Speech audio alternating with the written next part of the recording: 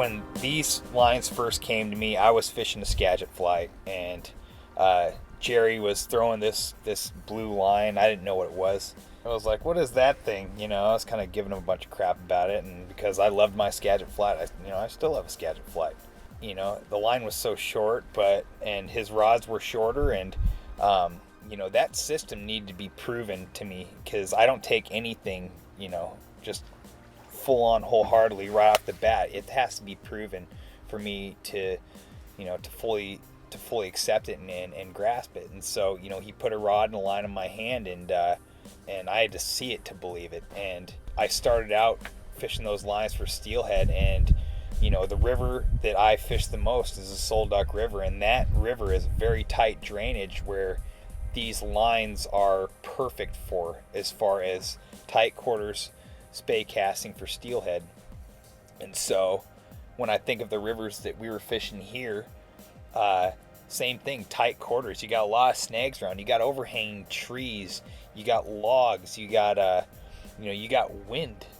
And with that line, I could go from catching cutthroat, dollies, rainbows, flounder, and steelhead, you know, all in a very short amount of time. I mean, with a really easy switch. If I want to throw a nymph rig on that, I can do that. You know, I can do it really easy, and it's just one quick switch, boom. So the versatility is there. I mean, it's a very easy system as long as your mechanics and understanding the physics of the whole thing stay proper. When we start our sweep, from the sweep to the end of the forward casting stroke, there is no conscious stopping of the rod in the backstroke. We're just coming all the way around. And we believe that it's the best way to cast a Skagit line. We believe that it makes the Skagit line, the window of what a Skagit line can cast, much greater than the conventional linear stop, then go forward, and that it offers more versatility under conditions of wind and what you can do in the cast. And we use this type of casting. We have used it through many, many different types of angling situations. And our personal opinion is, and our experience is, that it's a more versatile fishing system. It's not just for salmon and steelhead. It works in, like what we've been doing lately is fishing for bass. You can use it fishing in lakes. And I'm not gonna sit there and say that it does everything, but the window of versatility is pretty wide for a fly line on what it can do.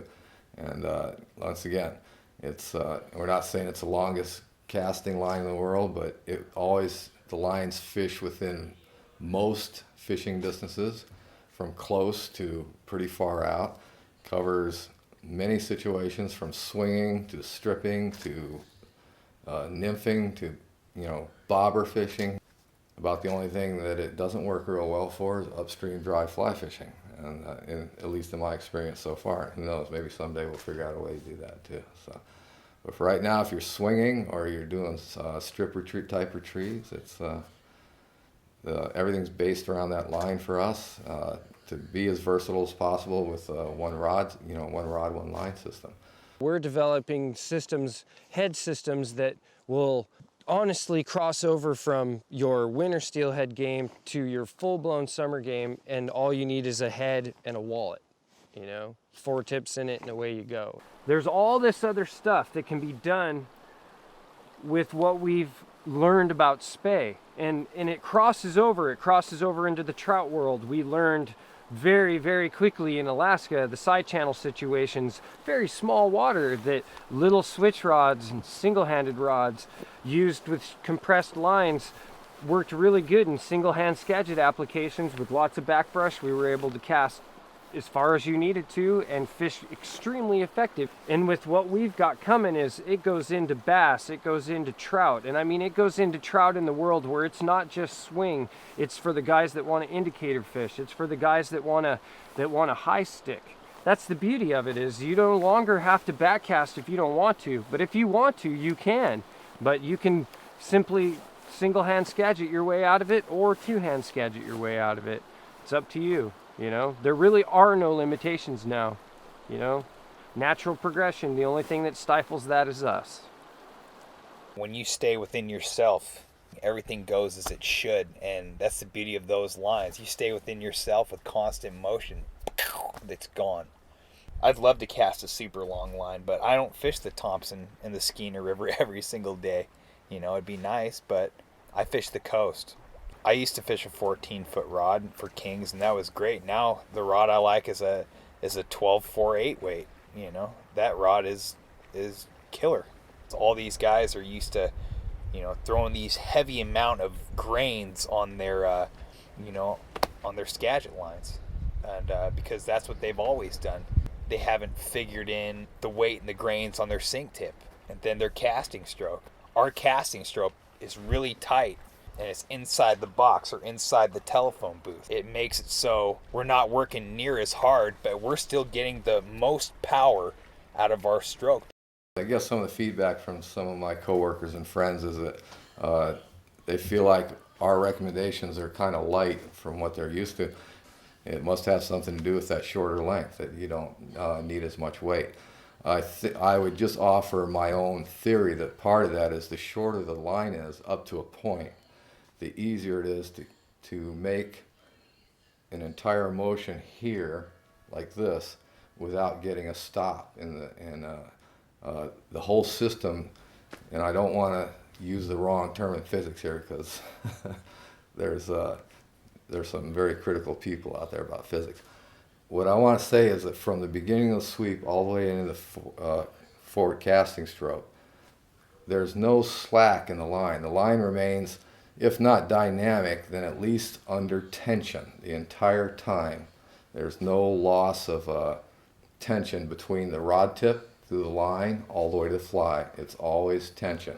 And that's what makes, if you can keep tension throughout the whole thing, that's what makes the casting take less energy, at least what feels like less energy on that forward cast. If it, in this, you know, the standard linear stop and go, you come back and stop, somewhere in that stop, the line starts to lose, you start to lose tension between that point from the rod tip through the line to the fly.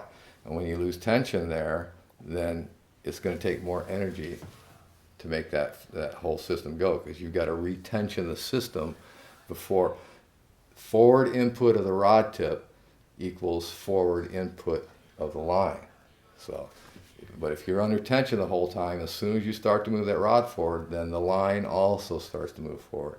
And let me just say that again. If you lose tension there, then part of your rod movement has to retension the line before it starts to go forward. That's my best explanation for it. And once again, I'm not a mechanical engineer or physicist, but I think that that's, you know, mostly true. So there we go. If you're just gonna spey fish for steelhead and salmon, then I say go. I mean, there's a lot of systems to pick, but if I don't know about, you know, everybody else, but I like to fish for whatever I can fish for, and I like to do it on a fly, and I like it to be enjoyable, and that's what we're all about, having fun. So not about taking 20 years to learn how to do a proper spey cast. This stuff here, I think just about anybody can do it, and they can do it pretty quick, and have fun. That's the big thing. Have fun.